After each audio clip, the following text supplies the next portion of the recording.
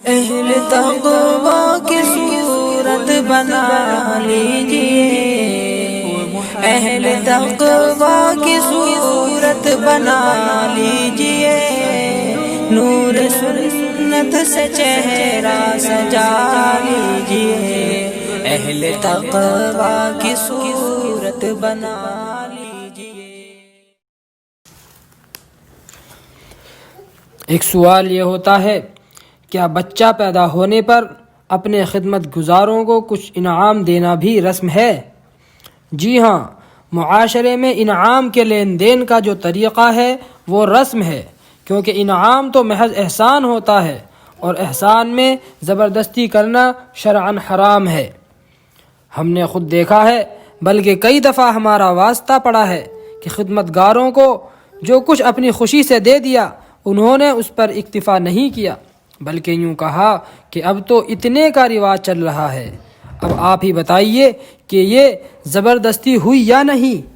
شرعی تقاضا تو یہ ہے کہ کسی بھی تقریب اور خوشی کے موقع پر مالک اگر اپنے خدمت گزاروں کو کچھ انعام دے تو وہ خوشی سے قبول کرے، محض لینا دینا رسم نہیں ہے۔ البتہ جو سماج میں زبردستی کا طریقہ بنا ہوا ہے اور نہ دینے پر عیب سمجھا جاتا ہے اور طعن و تشنیع کا نشانہ بنایا جاتا ہے اور نہ دینے کی وجہ سے برا مانا جاتا ہے، اس طریقے سے لینا دینا رسم ہے، کیونکہ اس سے مالک کو تکلیف پہنچتی ہے۔ حدیث شریف میں ہے کہ کسی کا مال اس کی دلی خوشی کے بغیر حلال نہیں، لا يحل مال امرئ الا بطیب نفس منہ، لہذا جب اس نے زبردستی دیا تو لینے والے کو اس کے لینے کا گناہ ہوا،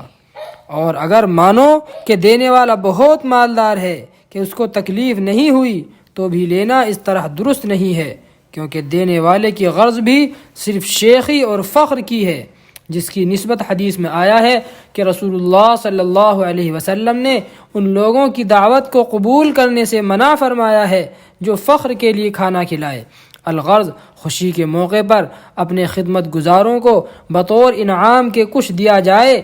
اس طرح سے کہ لینے والوں کی طرف سے کچھ تقاضا نہ ہو اور کمی زیادتی کی صورت میں وہ اس کو برا نہ سمجھیں،